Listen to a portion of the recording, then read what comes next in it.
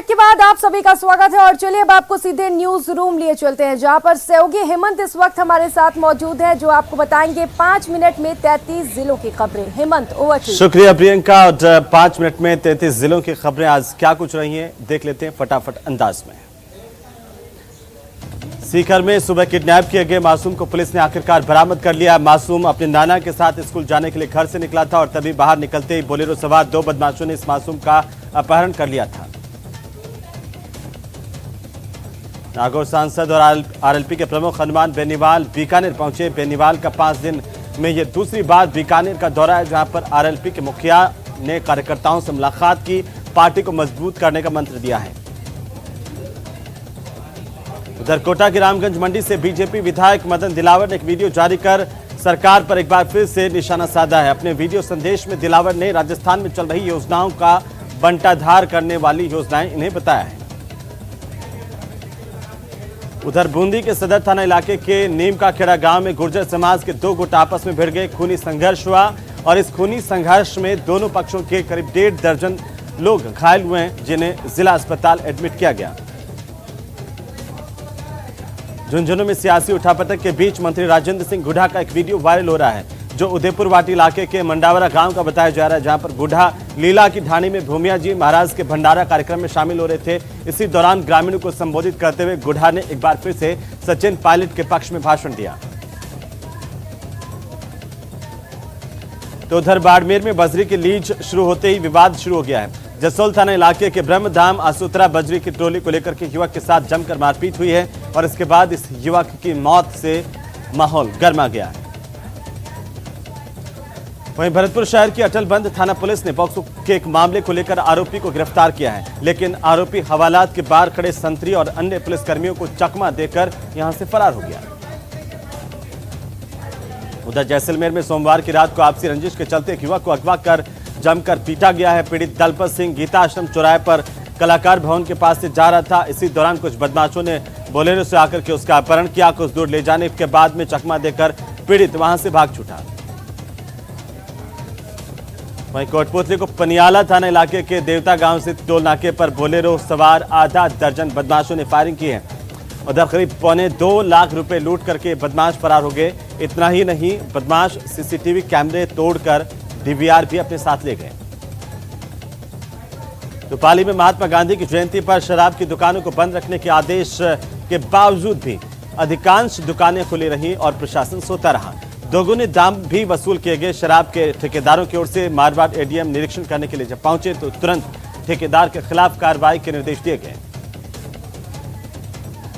राष्ट्रीय किसान दल के उपाध्यक्ष गिरीश माली राजसमंद नाथद्वारा के दौरे पर पहुंचे, जहां पर उनका स्वागत किया गया।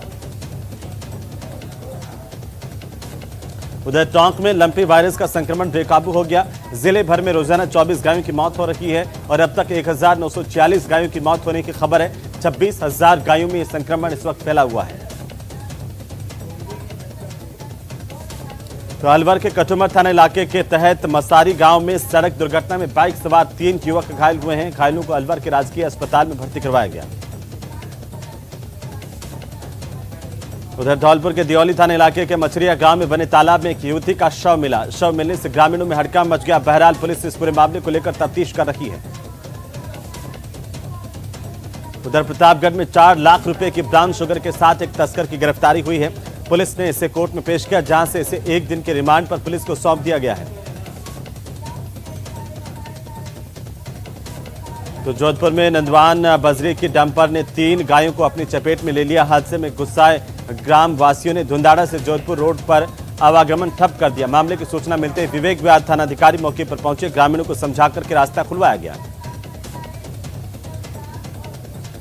वहीं भारतीय जनता पार्टी के प्रदेश अध्यक्ष सतीश पूनिया 2 दिन के लिए बांसवाड़ा के दौरे पर रहे। इस दौरान सतीश पूनिया ने त्रिपुरा सुंदरी माता मंदिर में माथा टेका और प्रदेश में खुशहाली की कामना की है।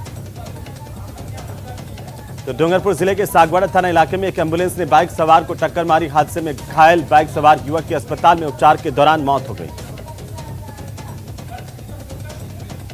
उधर उदयपुर में गोगुंदा पिंडवाड़ा हाईवे पर दर्दनाक हादसा हुआ है। आकिया वड़ पुलिया के पास बेकाबू कार चट्टान से टकराई और इस हादसे में कार चालक की मौत होने की खबर है। करौली में कैला देवी थाना पुलिस ने देसी रिवॉल्वर और जिंदा कारतूस के साथ एक बदमाश की गिरफ्तारी की है। आरोपी से पूछताछ पुलिस की जारी है। पुलिस ने आर्म्स एक्ट में मुकदमा दर्ज किया है। वहीं सिरोही के कालंदरी गांव में रहने वाला वायुसेना का एक जवान सुसाइड नोट लिखकर फांसी के फंदे से झूल गया। परिजन शव को नीचे उतार करके पास के सरकारी अस्पताल ले गए, जहां पर डॉक्टरों ने इसे मृत घोषित कर दिया। बहरहाल मामले को लेकर पुलिस की जांच जारी है। वहीं झालावाड़ के लोहारिया ढाणी में पुरानी रंजिश को लेकर के दो पक्ष आपस में भिड़ गए। खूनी संघर्ष हुआ, जिसमें 12 से ज्यादा लोगों के घायल होने की खबर है, जिन्हें जिला अस्पताल भर्ती करवाया गया। तो अजमेर में दुर्गालाल बैरवा हत्याकांड को लेकर के दलित समाज के लोगों में गहरा आक्रोश है और समाज के लोगों ने एक बार फिर से आंदोलन की राह पकड़ ली। मामले में बड़ी संख्या में समाज के लोग भिनाई अस्पताल के मोर्चे के सामने इकट्ठा हुए। मृतक के परिजन को सरकारी नौकरी और मुआवजे की मांग के साथ आरोपियों की तुरंत गिरफ्तारी की मांग की गई है। उधर भीलवाड़ा के जिला कलेक्ट्रेट कार्यालय के बाहर प्रजापति कुमार समाज के लोगों ने जमकर विरोध प्रदर्शन किया है। इन्होंने नारेबाजी करते हुए फुलेरा के विधायक निर्मल कुमावत का पुतला फूंका। प्रदर्शन के बाद उन्होंने अतिरिक्त जिला कलेक्टर को मुख्यमंत्री के नाम एक ज्ञापन सौंपा। चित्तौड़गढ़ में केंद्रीय नारकोटिक्स ब्यूरो की टीम ने बड़ी कार्रवाई की। करीब 15 लाख रुपए की अवैध अफीम के साथ 2 तस्करों की गिरफ्तारी की गई है। 82 दिवसीय आध्यात्मिक जन जागरण यात्रा का 38वां पड़ाव चित्तौड़गढ़ के सेमलपुरा में आयोजित हुआ। इस दौरान पंकज महाराज ने युवा शक्ति से आह्वान किया है कि धर्म की रक्षा करें। देश में वन्यजीव सप्ताह मनाया जा रहा है। जगह जगह वन्यजीव संरक्षण को लेकर चर्चा हो रही है, लेकिन बारां का चर्चित सोरसन क्षेत्र ऐसा वन्यजीव इलाका है जहां पर वन्यजीव संरक्षित नहीं है। त्योहारी सीजन के बीच में राजस्थान में बिजली संकट पैदा हो सकता है, इसे लेकर के सरकार पहले ही सजग हो गई है। बिजली संकट ना हो, इसके लिए सरकार केंद्र सरकार के सहयोग से समुद्र के रास्ते कोयला राजस्थान लाने की तैयारी में जुटी हुई है। तो वहीं राजस्थान इन्वेस्ट समिट 2022 की तैयारियों को अंतिम रूप दिया जा रहा है। राज्य सरकार इस समिट में कोई कोर कसर बाकी नहीं छोड़ना चाहती। आयोजन की तैयारियों को लेकर के जयपुर विकास प्राधिकरण नगर निगम के अधिकारी लगातार शहर का दौरा कर रहे हैं, दिन रात जुटे हुए हैं। वाहन चोरी की वारदातें थमने का नाम नहीं ले रही। एक शातिर गैंग को जयपुर के हरमाड़ा थाना पुलिस में की ओर से गिरफ्तार किया गया। गैंग में शामिल 3 बदमाशों के कब्जे से 9 चोरी की मोटरसाइकिल बरामद की गई है।